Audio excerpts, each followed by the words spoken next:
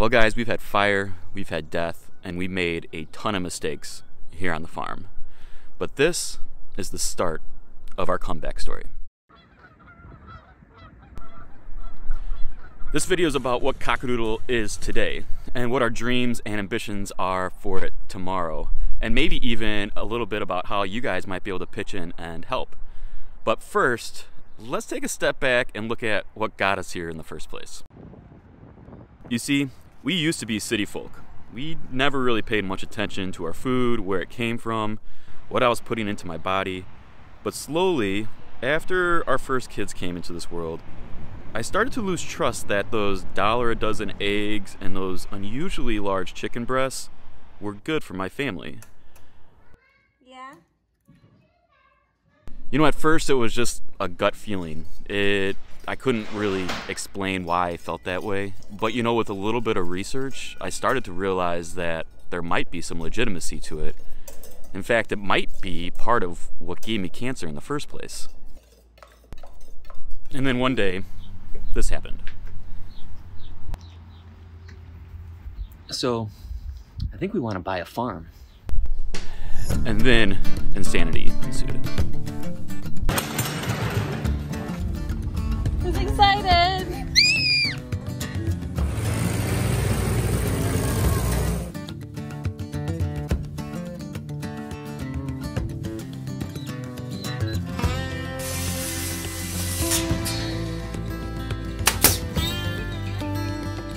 Boys shouldn't get to have all the fun. Don't forget your protective eyewear.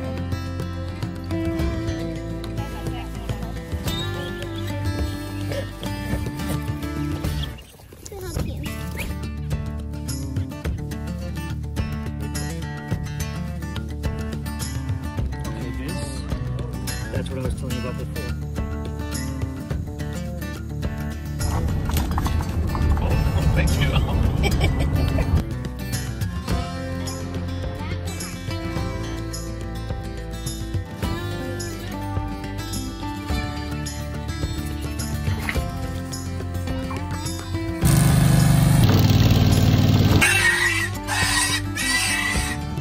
What do you guys think about it?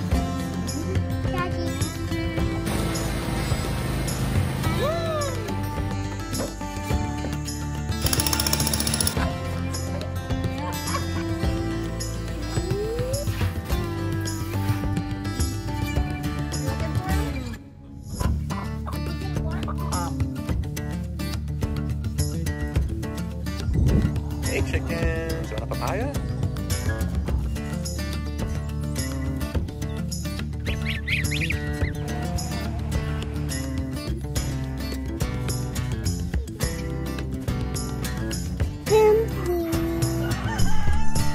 And then there were eggs.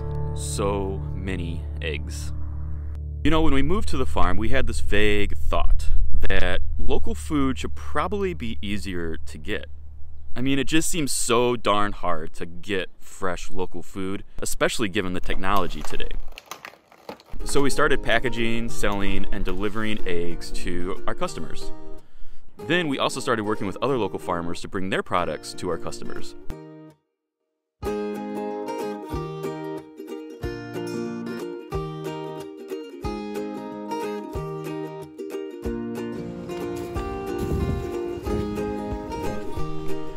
And we built this fancy online store to run everything.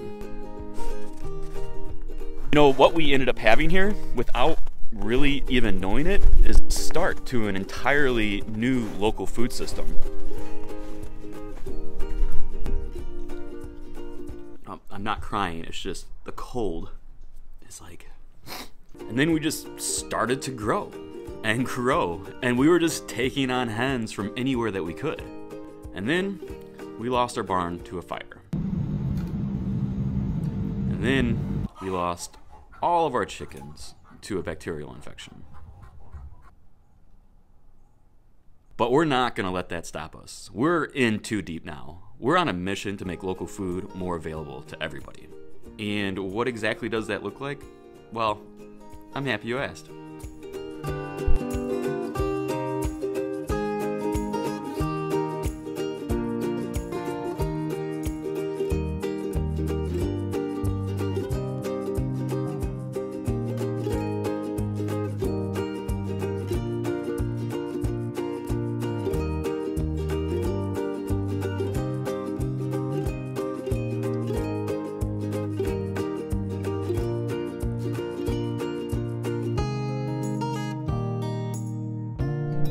So a couple months back, I went to visit Seven Sons Farm in Indiana. And there's literally 7 sons that are running this farm.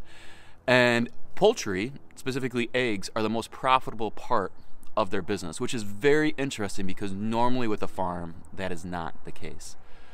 But these guys have what I believe is the second largest pastured poultry operation in the entire country. And normally when you walk into any sort of poultry operation that gets above a few hundred chickens, things start to get ugly pretty quickly. But with these guys, they had 18,000 hens on pasture. And when I went to visit it, it was like visiting a freaking winery. It was gorgeous. Like, I wanted to pull up and have a glass of wine amongst these chickens. And I thought, if we could bring what they created into the Chicagoland area and people could see it, there's going to be this beautiful, authentic connection with people's food like nobody has ever experienced before. What our dream is now is to recreate what Seven Sons has alongside of our distribution center so that everybody can enjoy and maybe even pull up and have a glass of wine with the chickens. I mean, I get it. This is like no easy task. This is probably quite insane of us to try. But the farther I get into this, the more I realize just how uniquely positioned we are as both farmers and software people to really make a legitimate dent in this really big problem.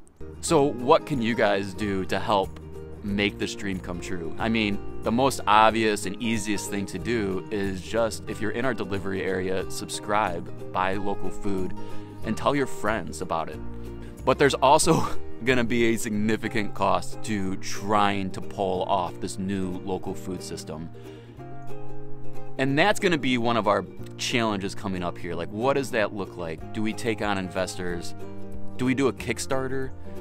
All of this is very new to me as an entrepreneur, and